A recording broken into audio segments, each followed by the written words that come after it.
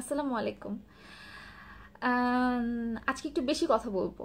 মানে আমার কাছে মনে হচ্ছিল যে আসলে আমি কথাগুলো কাকে বলবো।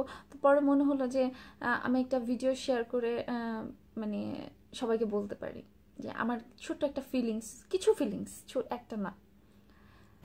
সেটা হচ্ছে যে কৃষ্ণপক্ষের জন্য যখন চ্যানেল আই থেকে আমাকে ডাকা হয়েছিল, তো আহ, তখন আমি যখন গেলাম, আমি জানতাম না আসলে কৃষ্ণপক্ষের জন্য আমাকে ডাকা হচ্ছে। তো আমি মনে করেছি এমনিতেই।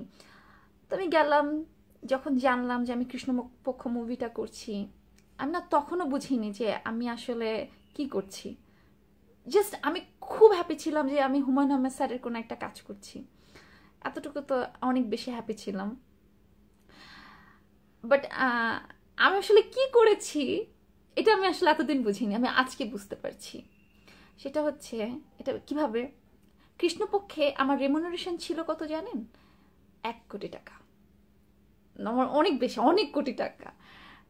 এটা কিভাবে? সেটা হচ্ছে আহ, আমি আসলে লাইফে কৃষ্ণপক্ষ করেছি সব মিলিয়ে 1 মাস 30 দিন। আমি আসলে এরকম 30 দিন করে না আমি অনেক মুভি করতে পারবো। লাইফে আমি হয়তো বা ইনশাল্লাহ আল্লাহ রহমতে অনেক রেমুনারেশন পাবো, অনেক টাকা পাবো। কিন্তু না, এই কৃষ্ণপক্ষ আজকে আমাকে ফিল করিয়েছে যে মানে আমি অনেক অনেক কোটি টাকার কাজ করে ফেলেছি।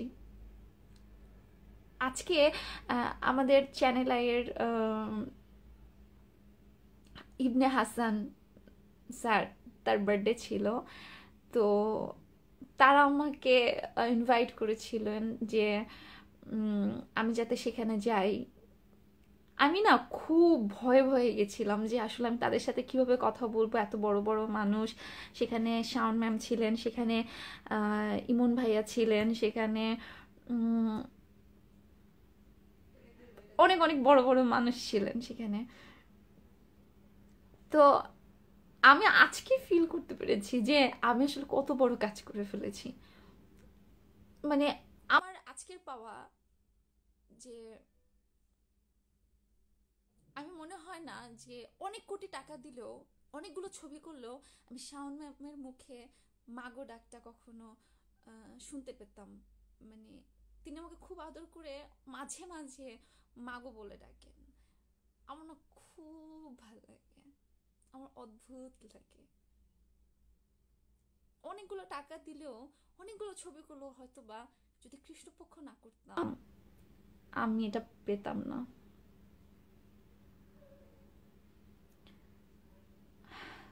আর ইবনে হাসান ভাইয়া,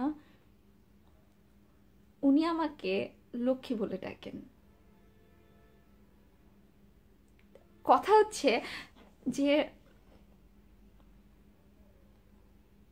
আমি সেদিনও একটা খুব সিম্পল মাহি ছিলাম। রাস্তা দিয়ে যেতাম, কেউ তাকাতো না।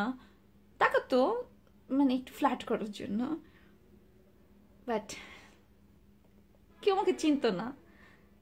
আমি কোনোদিন ভাবতেই পারতাম না যে তাদের মতন মানুষ আমার নাম জানবে কখনো, মাহি তাদের মুখে উচ্চারণ হবে কখনো। আজকে আমি তাদের পাশে বসেছি। তারা আমাকে, আমার সাথে হেসে হেসে কথা বলেছে, আমাকে এত বড় বড় কমপ্লিমেন্ট দিয়েছে। আমার লাইফে কিচ্ছু যাওয়ার নেই, সত্যি নেই। আর সব কিছুর পরে আমার জ্যাজ মাল্টিমিডিয়া,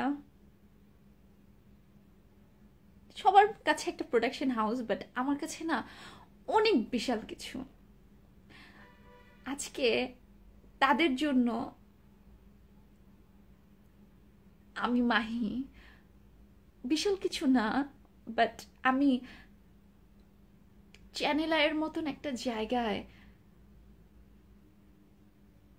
হুমায়ুন আহমেদ স্যারের মতন একটা বড় মানুষের গল্পে শাওন ম্যামের মুখে মাহি নামটা শুনেছি।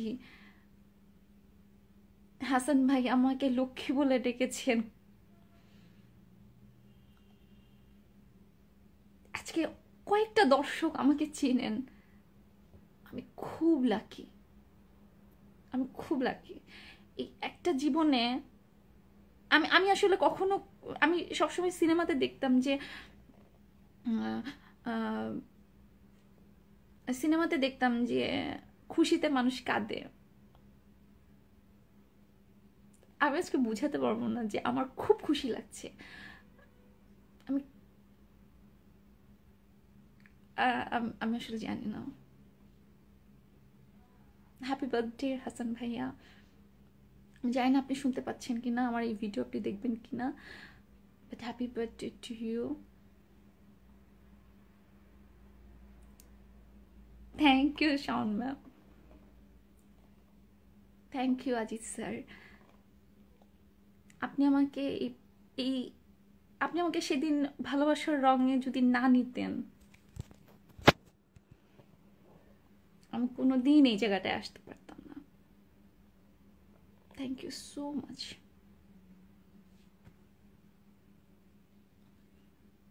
আল্লাহ ছাড়া কারোর সামনে মাথা নোয়াতে হয় না, তাই এরকম করলাম না, বাট আমি কৃতজ্ঞ। Love you all.